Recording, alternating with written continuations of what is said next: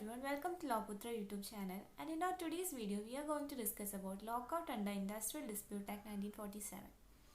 We can say that lockout is an antithesis or just the opposite of strike. Where strike is a weapon used by the workman or the employee, lockout is a weapon used by the employer to convince or coerce their labor to any of their demands relating to the conditions of the employment. Lockout is defined under Section 2 Clause I of the Industrial Dispute Act. Lockout means a temporary closing of a place of employment or a suspension of work or the refusal of the employer to continue to employ any number of persons employed by him. From this definition, we can draw out three major ingredients of a lockout. First is the temporary closing of the workplace. Second is the suspension of work. And third is the refusal by the employer to continue to employ any number of persons.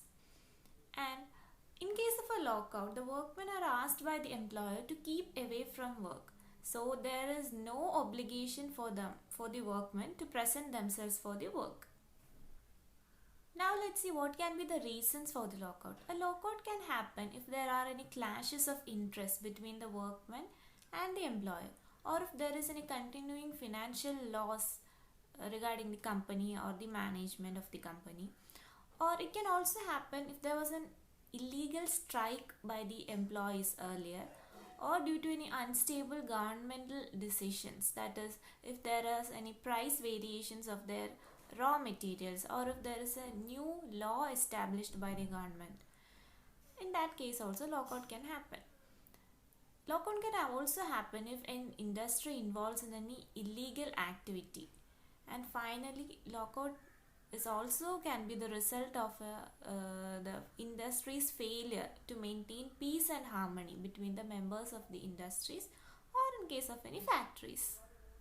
Let's see three important case laws regarding lockout. First one is Sri Ramachandra Spinning Mills versus State of Madras. In this case, the court observed that if an employer shut down his place of business as a means or as a method of reprisal to coerce or convince his laborers or workmen by exerting pressure or any other method to convince them to any of his own wish, then it can be called as a lockout. Second case law is Lord Krishna Sugar Mills Limited versus Saharanpur versus State of Uttar Pradesh. In that case, the court held that lockout is not always a result of any economic or financial crisis, but it can also be due to any as a security measure. Third one is Lakshmi Devi Sugar Mills Limited versus Ram Saru. In that case, court held that during the period of lockout, no employer can dismiss or discharge any workmen from their service, or neither can they alter their conditions of service. The only thing they can do is the temporary suspension of work. Section 22 of the Industrial Dispute Act says that lockout and strike are prohibited in public utility services. So if the employer of any public utility services wishes to execute a lockout, then he or she has to follow certain conditions, which are mentioned in Section 22 Clause 2 of the Industrial Dispute Act. So there are four conditions mainly. First is, if an employer wishes to execute a lockout, he has to give a notice prior to at least 6 weeks before the date he wishes to execute a lockout. And he cannot execute a lockout within 14 days of giving such notice, or before the expiry of the date which is mentioned in the notice, or he cannot do such a thing during the pendency of any conciliation proceedings, and also after 7 days of such a conciliation proceeding is concluded.